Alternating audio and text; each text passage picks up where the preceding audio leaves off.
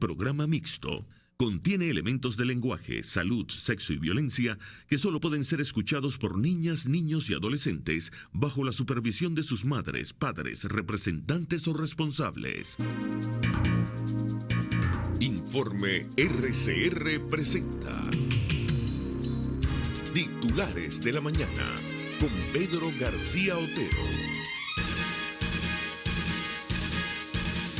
Gente trabajadora de Venezuela, buenos días, 6:29 minutos. Bienvenidos a los titulares de la mañana en RCR 750M. Reciban el saludo de Jaime Nestares en la dirección general de la estación, de Javier Pereira Díaz en la gerencia de información y opinión, de Claudia Camperos en la gerencia de producción, de Pablo Rondón, Guanicú Gorrín, Marilia García y Leonel Espinosa en la producción, de Jackson Vargas en la coordinación de información, de Julio Pinto, @JulioPintoPC en los controles, y de quien les habla, Pedro García Otero, @Pedro García O en la red social Twitter. Todos juntos, ustedes y nosotros, @PrensaRCR, @RCR750, porque lo bueno une. Este programa puede ser escuchado y visto en la www.rcr.tv, en la www.telenavegante.net y dentro de un ratito en las páginas Aycarachatu Guarapo, en Venezuela 1, Venezuela El Punto y Radio Cristiana 21, que gentilmente, entre otras, lo reproducen también por la vía del Periscope en la cuenta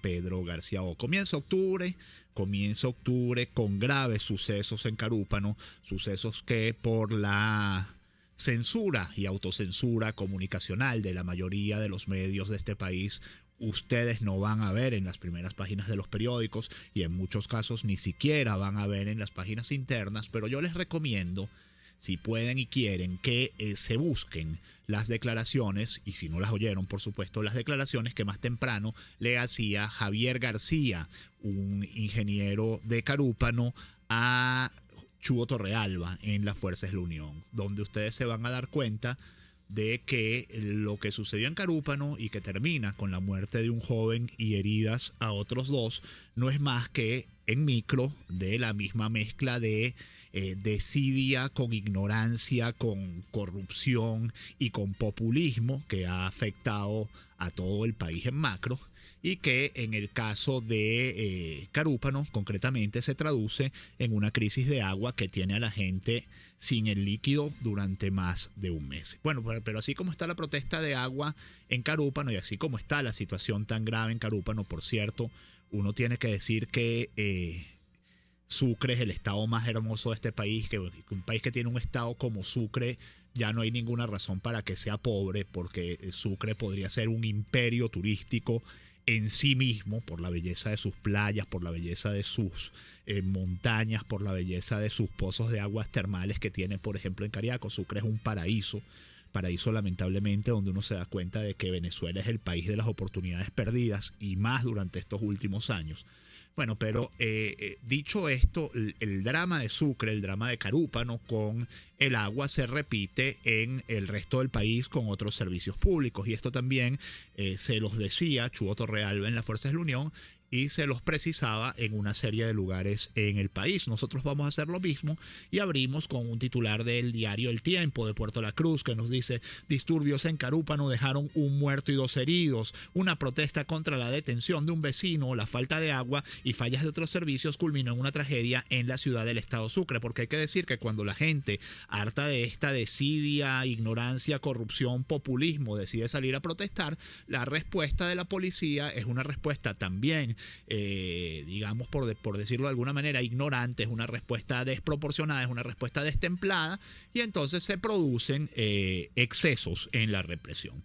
Disturbios en Brisas del Carmen, sector Playa Grande de Carúpano, dejaron un muerto y 2 heridos, según reportes de medios nacionales. Se supo que la comunidad protestaba en la Troncal 9 por la supuesta detención ilegal de un vecino cuando llegaron policías para disipar la protesta, a la que se sumaron otras personas para denunciar la inseguridad, fallas en el suministro de agua y otros servicios. Ante la renuencia de los vecinos a despejar la vía, funcionarios de la Policía del Estado Sucre y la Policía Nacional Bolivariana llegaron al lugar. Algunos presentes dijeron que los uniformados arremetieron contra ellos a tiros. Un proyectil impactó a una persona e hirió a otras 2. Periodistas del estado Sucre reportaron que la comunidad enardecida quemó una camioneta de una empresa privada y una moto del cuerpo policial.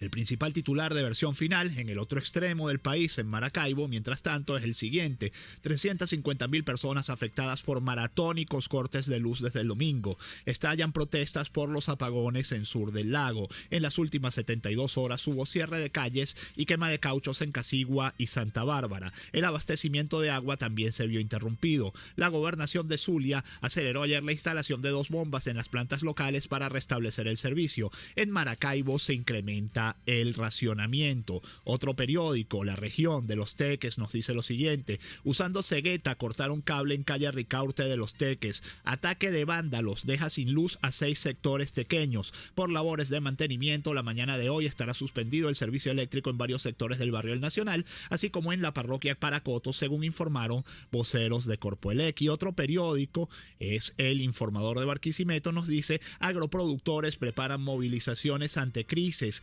Exigen al gobierno frenar importaciones de alimentos. Importamos 50% de la comida, es otro subtítulo de este principal titular del diario barquisimetano El Informador. Y abajo nos dice: enérgica protesta de comunidades por cortes eléctricos. Los cortes eléctricos, cada vez más prolongados y en diversos sectores de la ciudad, sacaron a la calle a las comunidades afectadas por este servicio público fundamental para el desenvolvimiento de la vida normal en los hogares, el comercio, la industria, además otros servicios públicos como el agua. Desde la madrugada del miércoles, 3 importantes vías que conectan la capital larense con otros municipios fueron trancadas por las comunidades que comenzaron a padecer durante las últimas semanas de los cortes eléctricos, a lo cual también suman la falta de agua y la inseguridad personal y de bienes. Uno no puede hacer menos que recordar aquí a Jessy Chacón hace unas 2-3 semanas, cuando dejó de ser ministro de Energía Eléctrica y presidente de Corpoelec, diciendo que él se marchaba con la satisfacción del deber cumplido. Habrá que ver si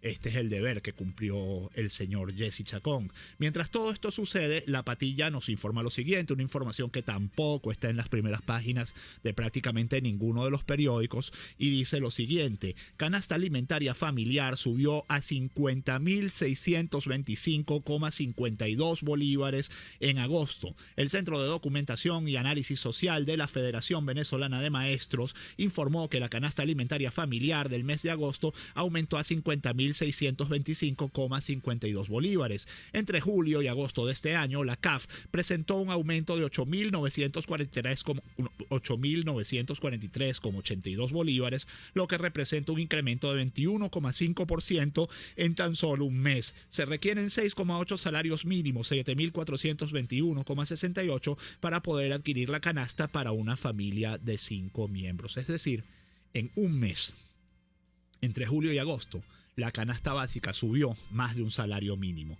Nos dice que 10 rubros subieron de precio, y después nos dice: la diferencia entre los precios controlados y los precios de mercado es de 814,9% en promedio. También nos dice que 21 productos presentaron problemas de escasez: leche en polvo, sardinas enlatadas a precio regulado, atún enlatado, pollo, carne de res, margarina, azúcar, pernil, aceite de maíz, queso blanco duro Santa Bárbara, caraotas, arvejas, lentejas, arroz, harina de trigo, pan, pastas alimenticias a precio regulado, harina de maíz, café, mayonesa y queso amarillo, lo que representa 36,2% de los 58 productos que contiene la canasta. ¿Cuál es la respuesta del gobierno? O por lo menos de un vocero del gobierno ante esto. Nos la trae tal cual. Nos dice Rangel Gómez. Rangel Gómez, para quienes no lo sepan, es el gobernador del estado Bolívar. El chavismo está dispuesto a pasar hambre. Uno tendría que decirle: gobernador, hable por usted.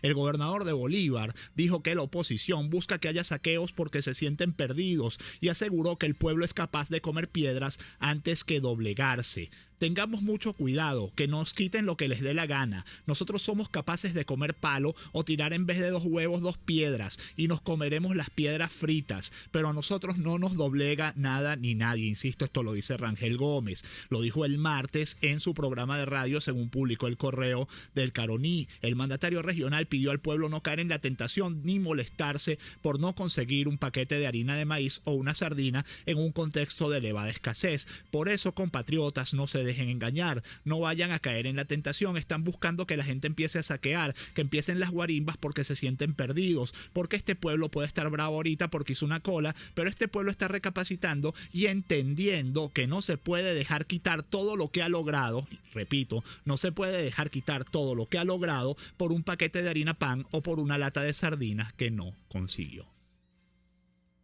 Lo que nunca nos explican es qué carrizo es todo lo que ha logrado el pueblo cuando tiene que hacer cola para comprar. Del Nacional, inflación de septiembre se situó en 16,9%. La cesta alimentaria familiar alcanzó el mes pasado 50.625,52 bolívares, un alza de 21,5% comparado con agosto. Blanca Vera Saf, periodista del Nacional, tiene una fuente en el Banco Central de Venezuela que le da todos los meses la cifra de inflación extraoficial porque el BCB no publica la inflación. Por cierto, el ministro de Economía y Finanzas, Ramírez Torres, se comprometió en Nueva York a publicar cifras. El gobierno se comprometió con la banca de inversión internacional a suministrar la información estadística sobre el comportamiento de la economía venezolana. La promesa fue expresada por el ministro de Economía, Finanzas y Banca Pública, Rodolfo Marco Torres, en la reunión que mantuvo ayer con inversionistas de bonos venezolanos en Nueva York, que se quejaron y le dijeron que era imposible invertir en un país que no publica pues cifras sobre su desempeño macroeconómico. A todas estas les leo un titular de Venezolana de Televisión, ya para ir cerrando este bloque, del que estaría orgulloso Kim Jong-un o Kim Jong-il o Joseph Goebbels. Nos dice: presidente Maduro llegó al país después de llevar la verdad de la patria al mundo. Propuso la transformación de la ONU basada en una nueva política de paz mundial. Destacó el apoyo y la receptividad de movimientos y grupos sociales en la cumbre de líderes afrodescendientes. Anoche hubo una cadena muy larga, una cadena de más de 3 horas, donde el presidente estuvo contando pues lo que había hecho en Nueva York, cómo le había ido en Nueva York, etcétera. Yo le estuve escuchando un ratito, no mucho, y debo decir que por lo menos dijo que él había caminado desde la calle 86 hasta la 40 y pico en Nueva York. Cosa que me perdonen, pero yo no creo, porque el servicio secreto no deja caminar a ningún presidente en una ciudad como esa. De hecho, una vez lo dijo Hugo Chávez, que él había intentado caminar en Nueva York y el servicio secreto estadounidense no lo había dejado. Lo dijo cuando empezaba a ser presidente. Este es lo que considera Últimas Noticias, que es el principal titular. La principal información del país nos dice lo siguiente: trabajadores se ponen las pilas con Mi Casa Bien Equipada. Mincomercio firmó un convenio con la Central Bolivariana Socialista. Por eso les decía que el drama, uno de los muchos dramas del país, es la situación de la prensa. Maduro, por cierto, nos dice lo siguiente: los ataques con granadas son terrorismo. Es una información que nos trae el Universal y nos dice: concluyó su referencia a los hechos violentos asegurando que cada uno de los responsables será capturado. Los vamos a atrapar y después no se declaren perseguidos políticos ni estén sacando comunicados en el New York Times. En el mismo término agregó: aquí no va a pasar lo que pasó en Libia o Siria. A los terroristas los vamos a atajar tempranito y los castigaremos con mano de hierro. Un país con justicia profunda evita males mayores con grupos paramilitares y terroristas. Hoy, por cierto, se está cumpliendo un año de la muerte del diputado Robert Serra. Perdón, se cumplió ayer, pero hoy se va a conmemorar con una marcha, así que muy pendientes, una marcha entre Plaza Morelos y la Asamblea Nacional, con lo cual nos van a trancar toda la ciudad. Y el Nacional publica el siguiente trabajo. Nos dice: 5 dudas en la muerte de Serra que no aclaró la investigación. La nota de Angélica Lugo tiene varios párrafos interesantes, les voy a tratar de leer 2 o 3. El primero nos dice: la versión del gobierno, según la cual detrás de la planificación del crimen del parlamentario están los paramilitares, se contradice con los hechos y genera hipótesis y dudas. Están los colectivos implicados en el doble homicidio. Al diputado lo mataron solo para robarle el dinero en efectivo, el M16 y el fusil R15 que sustrajeron de su vivienda. Un enemigo del líder político quiso matarlo por venganza. ¿Es la muerte de Serra un crimen pasional? Nos dice Gorriño, por Javier Gorriño, el experto criminalista que es fuente de la nota, una cuarta duda con respecto a la hazaña que mataron al diputado. Tanto el protocolo de autopsia como el levantamiento del cadáver indican que hay puñaladas no mortales que se hacen en crímenes pasionales o para someter a la víctima para que dé una información, como por ejemplo preguntar dónde está el dinero. Torres, según indicó en el video, en la conversación que tuvo con el Colombia, le dijo que estaba discutiendo por teléfono con el diputado y que cuando el colombiano le propuso fregarlo, cayó en la tentación. Hay muchas especulaciones que no se pueden afirmar, pero queda claro que hay una serie de errores que no se cometerían en un caso de sicariato. En las supuestas declaraciones del jefe de escoltas del diputado transmitidas en cadena nacional, Torres habría asegurado que ingresó en la vivienda del diputado al violentar la cerradura. Sin embargo, horas después del crimen, en la reja ni en la puerta de madera que había para ese entonces se vieron signos del forcejeo. También hace, y por eso les quería leer esta nota al lado de la otra, al lado de lo del terrorismo de Maduro, hay toda una serie de declaraciones del presidente Nicolás Maduro sobre los supuestos responsables del homicidio de Robert Serra que no han sido traducidas de ninguna manera en el expediente, digamos, de su homicidio. Algunos de los mensajes de ustedes en Twitter, nos dice Quinto Vitel, ¿cuáles fueron los logros de la revolución? La Constitución de la República Bolivariana de Venezuela, pisoteada día a día. Cierre de la frontera, no llegó que el dólar negro llegase a 823,10, nos dice Carlos Peña, hermosa revolución.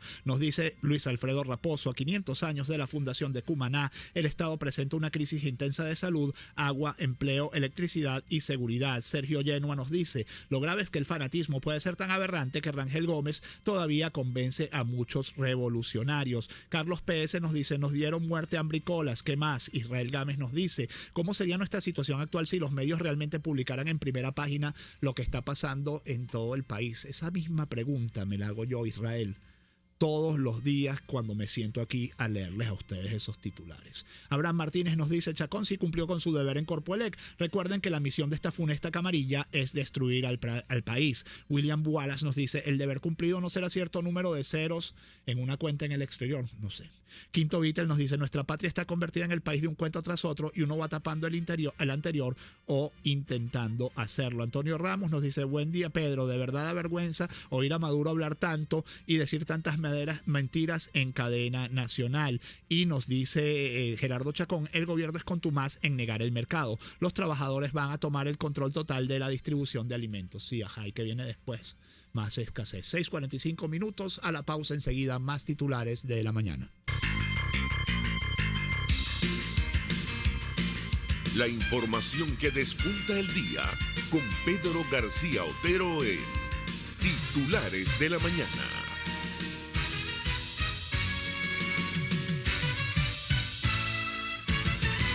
Carmen, ¿ya te enteraste de lo que pasó? No, cuéntame. Ayer robaron a Miguel en una camionetica. Al ladrón lo agarró la policía, pero ya lo soltaron. Lo de siempre. La justicia no funciona. Sí, pero esto tiene solución. ¿Has oído del Plan Guanipa? No, ¿qué propone? El Plan Guanipa propone una ley para sancionar con cárcel a jueces y fiscales corruptos para acabar con la impunidad y la inseguridad. Yo me anoto con eso. Quiero vivir en paz.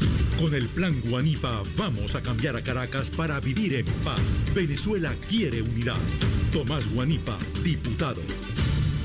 La Gran Caracas ya tiene 4G LTE de Digitel. Vive la diferencia al navegar 10 veces más rápido que los demás. Busca tu equipo 4G con un plan inteligente y vive siempre un paso adelante. Disfruta de esta red en Caracas, Los Teques, San Antonio de los Altos, Caricuao, Paraíso, Catia, Montalbán, Charallave, Santa Teresa, Ocumare, Cartanal, Guarenas, Guatire, Vargas, La Guaira, Catia la Mar, Aeropuerto Internacional Simón Bolívar, Maiquetía, Caraballeda, Higuerote, Río Chico, La Trinidad, El Latillo, La Lagunita, Baruta y Miranda. Para más información, entra en digital.com.be. 4G LTE de Digitel, la mayor velocidad y calidad de navegación. Digitel, vívelo todo.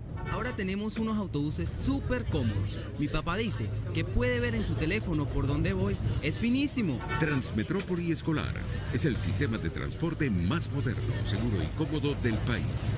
Son unidades seguras, equipadas con el sistema inteligente de monitoreo de flota de Transmetrópoli. Gracias al trabajo eficiente del alcalde metropolitano Antonio Ledesma. Transmetrópoli te mueve. Alcaldía Metropolitana de Caracas. En Misión Paraíso Clínica Oftalmológica ampliamos las instalaciones para un mejor servicio. 2 espacios, un solo concepto. Ahora también en el Centro Comercial Multiplaza Paraíso Nivel Caracas. Llámelos 822-6800. Médicos especialistas. Contamos con alta tecnología para diagnósticos precisos de miopía, astigmatismo, glaucoma, retina y vitrio, córnea, cirugía plástica ocular, oftalmología pediátrica. Por encima de todo, prevención. Visión Paraíso. Ahora también en Multiplaza Paraíso Nivel Caracas. 822-6800. Soy Rafael Guzmán y estoy convencido de que sí es posible tener oportunidades para nuestros jóvenes, que tengamos funcionarios honestos y que el pueblo logre sus metas. Vamos a cambiar. La fuerza para cambiar las cosas está en nosotros y en los miles que sienten lo mismo que tú y que yo. Juntos somos poderosos, unidos somos invencibles. La fuerza para progresar está en la unión. Necesitamos leyes que beneficien a todos por igual. Estamos aquí y vamos a cambiar. En una empresa lo más importante es su recurso humano y su presencia es la imagen de tu empresa. Confecciones Claudette te ofrece uniformes con excelentes diseños y de primera calidad para tus empleados y obreros. En la avenida San Martín, edificio El Cabildo, local 3 Artigas, teléfono 0212-461-9580. Confecciones Claudette, calidad en telas, colores y diseños. Las empresas expropiadas no son productivas. Los industriales venezolanos podemos llevarlas de nuevo a su máxima capacidad para producir lo que ahora se importa. Habría más empleo y productos en los mercados. Debemos cambiar el modelo rentista y controlador por uno productivo de libertades económicas. Un país es tan fuerte como sus industrias. Confederación Venezolana de Industriales. Con industria. Venezolanos que trabajan para venezolanos. Una palabra bien dicha y en el momento oportuno puede hacer la diferencia.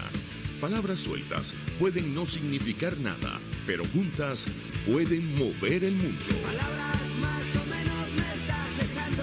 Descúbralas junto a una periodista intrépida, incisiva y audaz, María Alejandra Trujillo en Palabras más, palabras más, palabras menos. Palabras más, palabras menos. De lunes a viernes, a partir de las 7 de la mañana, por RCR 750 AM.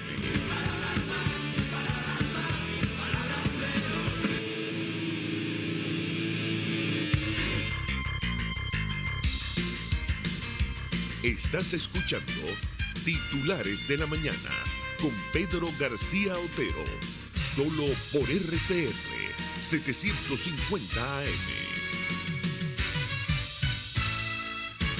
6:50 minutos tenemos en la línea telefónica a Miguel Lara. Él es ingeniero electricista, exdirector de la Oficina de Planificación y Operación del Sistema Eléctrico Nacional, OPSIS. Una OPSIS que, por cierto, ha dejado de publicar cifras, por ejemplo, de la cota del embalse de Guri. Pero con él queríamos comentar titulares como los siguientes. Estallan protestas por los apagones en el sur del lago, de versión final de la región. Ataque de banda los deja sin luz a 6 sectores pequeños. Y en general lo que se dice, ingeniero, es que de apagones nada, que esto es sencillamente que el sistema eléctrico no da más y entonces disfrazan ya el racionamiento por apagones. ¿Qué nos puede comentar? Buenos días. Buenos días, Pedro. Un saludo a la audiencia. Muchas gracias. Bueno, en primer lugar, OPSI nunca dejó de publicar las cifras. Quien la dejó de publicar fue Corpoelec. Bueno, eso es verdad. No sabemos ni cuál es la demanda. Ellos dicen que suben, pero nadie nunca la publica. Eso se veía antes en cada instante de tiempo, ¿no? Y tú sabías cuánto tenía cada unidad del sistema general. ¿Aló? ¿Lo tenemos en la línea telefónica? Sí, yo estoy escuchando. Perdón, es que se perdió un momento. Usted dijo cuando terminó de dar el párrafo anterior, se perdió la comunicación. Ah, bueno. Ahora sí me escucha. Perfectamente. Bueno, entonces, como le estaba diciendo, en el sur del lago, la situación es que toda la generación ubicada allí, en la planta Casigua y en la planta Santa Bárbara, 5 unidades en la planta Casigua y la 2 de Santa Bárbara, están paradas. Entonces, la única forma que tiene que llegar energía a esta zona es a través de la interconexión con los Andes, que también se raciona, o sea, una interconexión Santa Bárbara del Vigía. Y Zulia es el estado que sufre más racionamiento en el sistema. Ahora, ¿por qué tenemos racionamiento? Efectivamente, la causa ahorita primordial es que la generación no da para suplir la demanda.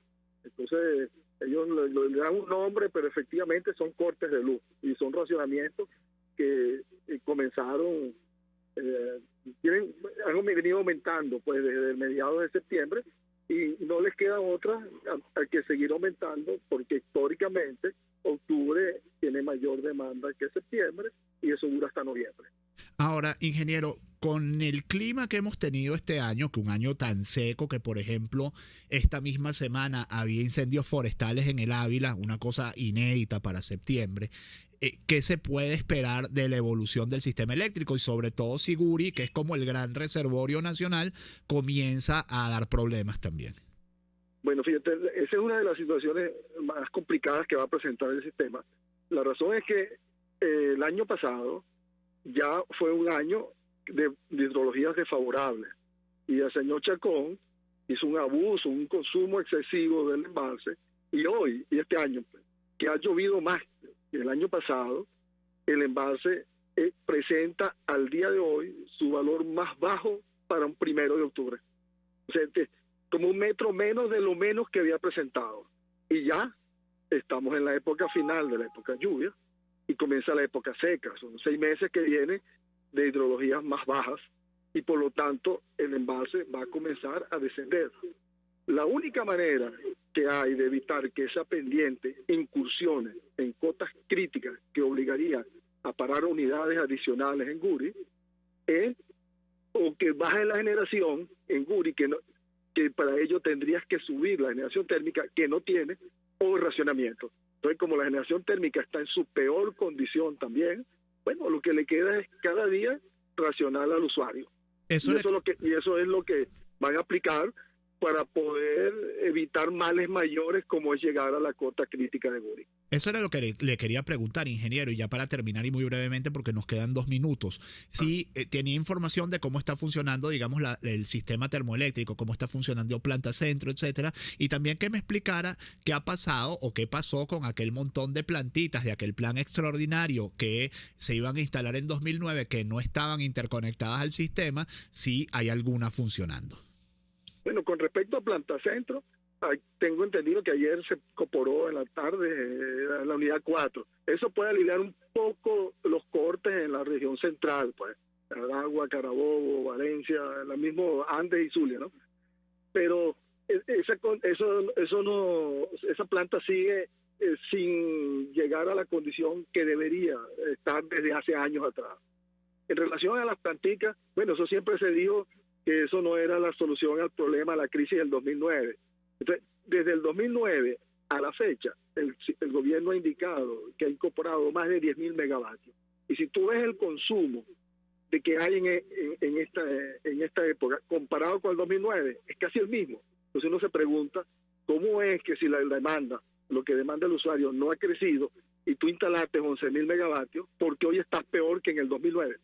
Entonces la respuesta es que es una gestión fallida de mantenimiento, que tú lo que compraste esas planticas a unos precios de 2 y 3 veces lo que costaba, no funciona. De las 900 y tantas planticas, si funcionan 200, bueno, es una maravilla.